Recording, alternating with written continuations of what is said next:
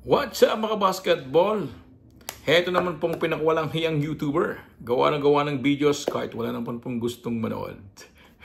Basketball ng bano at your service. So our new subscribers, welcome to our channel. I really do appreciate all of you guys. And sa dati na pong subscriber, thank you very much. Today po, we're going to do some unboxing. This time po is a Jordan 3. Let's do it. Here we go mga basketball. Ito na po ang i-unbox natin today. Alright. Okay, here we go. Of course, the receipt. I have to put it to the side of the box. And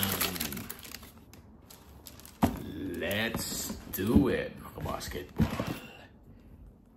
Heto po yun. Jordan 3 Pure Money. Okay? Don't ask me why this shoe was called Pure Money. Okay?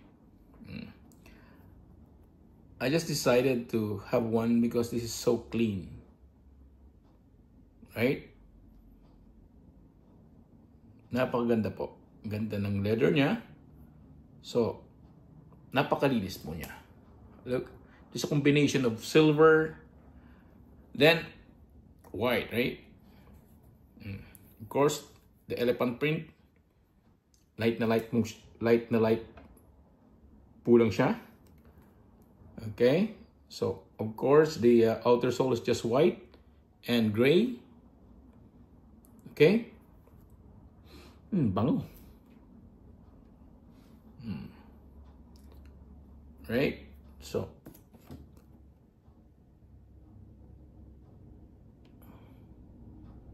I have a Jordan 3 also, the Craft Ivory. Kaya lang po, yun po ay Nike Air dito.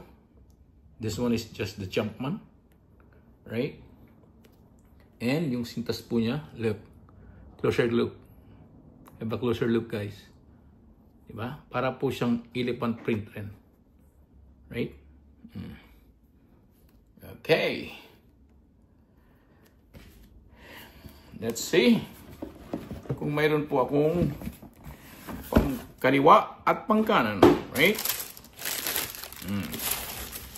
Okay, save po ako mga basketball. So may pangkanan at may pangkaliwa. Okay, balik ko na po yung pangkanan.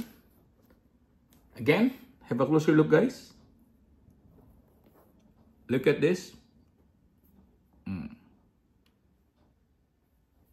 Of course, there will be no new technology, right? But I love Jordan 3. Okay, thank you very much mga basketball.